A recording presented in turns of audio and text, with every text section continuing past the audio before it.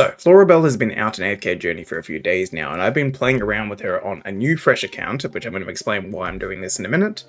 And I've gotten to test her out a little bit now, and I have some thoughts on her character, and I'm going to give you guys some information on whether or not you should be pulling for her or not, or whether she's good or not, basically.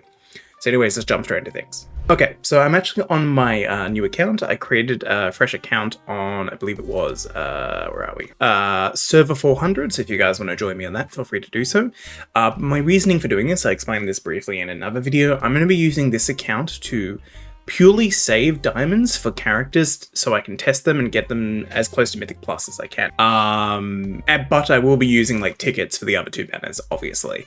But all the diamonds will be going towards the limited time exclusive banners. As for how far I've gotten along with that so far, I've gotten her up to Legendary tier. I've been getting a bit unlucky with the rolls, so I haven't quite gotten her to Mythic Plus, but I will make another video once I do get her to Mythic Plus, so do keep that in mind. And the reason why is I'll make another updated video is because I haven't got to fully test out this character, obviously, yet without having that. That being said, she is very, very good. We're going to go over her kit quickly, and I'm going to show you the team that I would personally recommend using for her and some substitutes for units if you don't have them towards the end of the video, so stick around for that. So I'm not going to go over reading like every single little bit of information. I'm just going to go over the important bits, but basically her ultimate summons, what's her name, Spinny, which is actually a really cute name now that I think about it, which is one of her summonable minions that are basically just come in with a big slam kind of hammer attack and CC the enemy as well, which is very, very useful.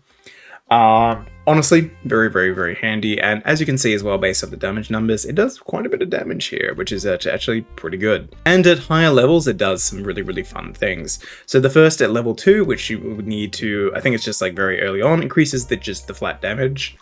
At level 3, which will require you to unlock at level 111, so that's when you get her to 111. When all 3 Petelia are on the battlefield, summoning Smash Heal will instead trigger a coordinated attack from all Petelia, dealing 400% damage to all enemies within 3 tiles and knocking them into the air. So basically, more damage, more CC. And then just the other two at 171 and 231 just increase the different units' damage output. So very, very good. Okay, so we then have her ability 2. It basically just buffs one of your summons with haste and extra life drain, which is really, really awesome. And then at different levels, it just scales the amount of those things that you would get. So her skill 3 is Tiny Sharpshooter. Basically, it's another one of her summons. So it summons Swifty. Swifty is a ranged attacker, basically has a 6-tile range, so very, very far. And it basically does some pretty good damage and inherits your units like max HP, so it's an amount of it. Basically, she's just like a ranged summon unit, which is very, very handy. And at different levels, she basically just gets different increases in damage. Her Legendary Plus ability is pretty simple. It looks kind of complicated, it's really not.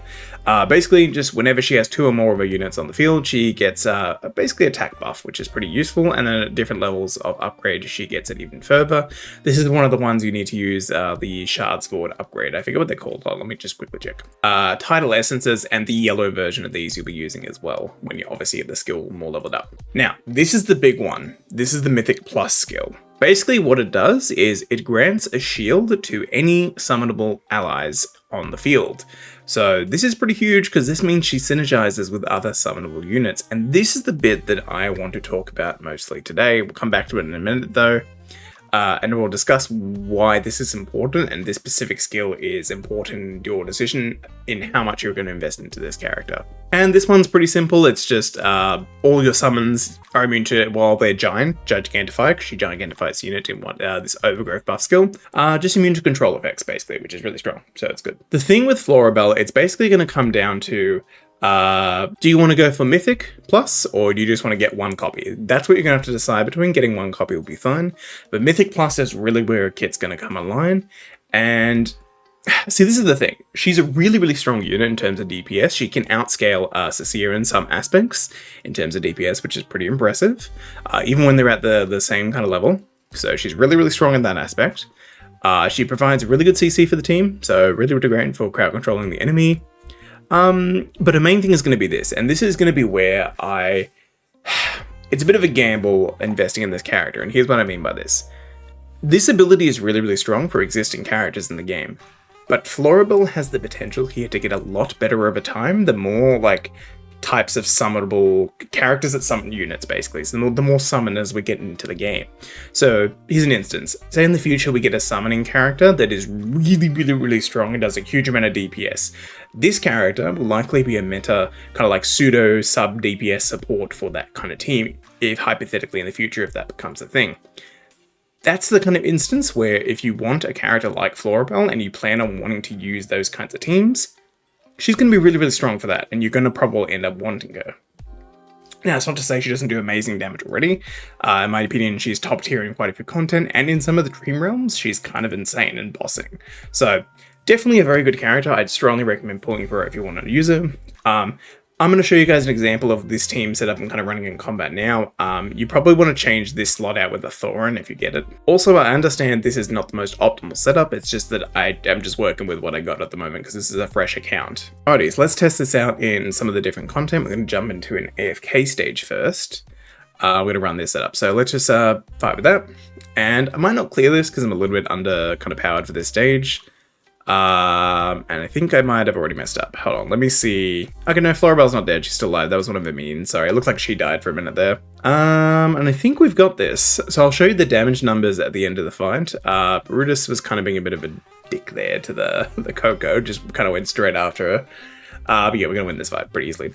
And what you're going to see in this fight, even at this level, they're both legendary. And she's probably going to outpace the Cecia. As you can just see, she got best DPS. Okay, not in this instance, Cecia ended up doing more damage there, but sometimes these will be neck and neck, they'll trade blows for the most damage, but even still, that's a pretty sizable amount of damage for the summons as well. And like I said earlier, she gets even better at higher levels too. Definitely a character that I would recommend probably pulling for, and has a bit of future-proofing for potential future summon teams as well. Alright, so let's try it out in the Dream Realm, sorry. Unfortunately as well though, the one that she is probably, I would say, the best at, which is Snow Stomper, that one's not up at the moment, but I would probably say she's the best with dealing with this boss. So this might not go as well. I haven't actually tested this yet on this 𝙀𝙓𝙋𝘼𝙉𝘿 boss, so let's find out if she performs well on this boss or not. I want you to focus on the tank. Actually, hold on. I don't think my... no, the damage mitigation can actually be... Hold on, let me just quickly look at something. I don't have the best setup for this boss. I'm actually just realizing this now. I don't have the right kind of healer for this setup. We're just going to run this anyways. We're going to see how Florabelle performs in this team. Yet again, like I said, I'm still doing a lot of testing with her. I've got her on my other account as well, my one that's much further along. But she's just not as upgraded. I only have one copy of her on that account. But I will be making videos, like I said, on the character more in the future once I have them more upgraded. I'll also showcase this in a PvP match as well. Assuming I have tickets left over today, I might not. But I'll skip to the end of this fight, guys, once the damage has all been done, and I'll show you what kind of damage numbers she did here. Alrighty, so we ran out of time. Let's see who did the most there. Okay, as you can see, this is an instance where Florabelle actually outperformed our Cecia, which is really awesome, even though Cecia is technically one of the recommended units for this stage. So, as you can see, she's pretty good. She's pretty good. She's a very good DPS that can perform as well as the Cecia or close to. Plus she gives extra utility for a Cecia team, so she's going to be really cool. So if you've invested a lot into Cecia, like I have in my other account, I have her at Supreme Plus, I'm going to be investing into Florabelle on this account and also my other account pretty heavily. And especially because I like summoning characters and I want to pull any of them that come in the future. More characters in the field means more fun for me. But yeah. Like I said as well, this is not the most optimal setup for this team. I haven't fully maximized this out yet because obviously this is a fresh account, but I will be doing this a lot more testing over the next coming week. And then I'll make some actual really end-game kind of videos once I get this account up to par, basically. Because I'm a little bit behind in this one because I started it recently.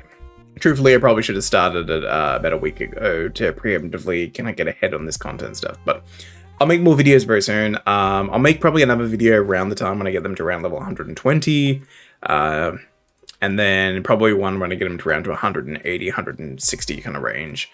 And then I feel more comfortable saying whether they're 100% good or not. But right now, I'm pretty certain it's just I need to test things a little bit more. And I also want to play around some more team setups, which I can't really do on this account, but I can do on the other one. Anyways, guys. Hopefully you'll enjoy today's video. That is Florabelle, a unit that I'd recommend probably picking up if you're into those types of units. Great DPS, very fun with using support characters, so she's very good, obviously, with... She probably should have mentioned this during the video, sorry, that's the wrong one. She's obviously going to be very good if you picked up Burial as your Celestial Hypergene. She's also going to be pretty good with any other summonable units.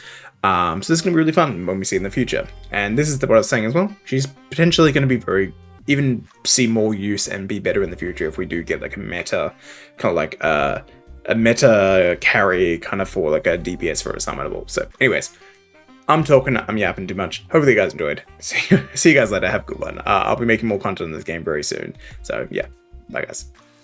And this is what I was saying as well. She's potentially going to be even see more use and be better in the future if we do get like a meta, kind of like a meta carry kind of for like a DPS for a summonable. So anyways, I'm yapping too much. Hopefully you guys enjoyed. See you guys later. Have a good one. I'll be making more content in this game very soon. So yeah, bye guys.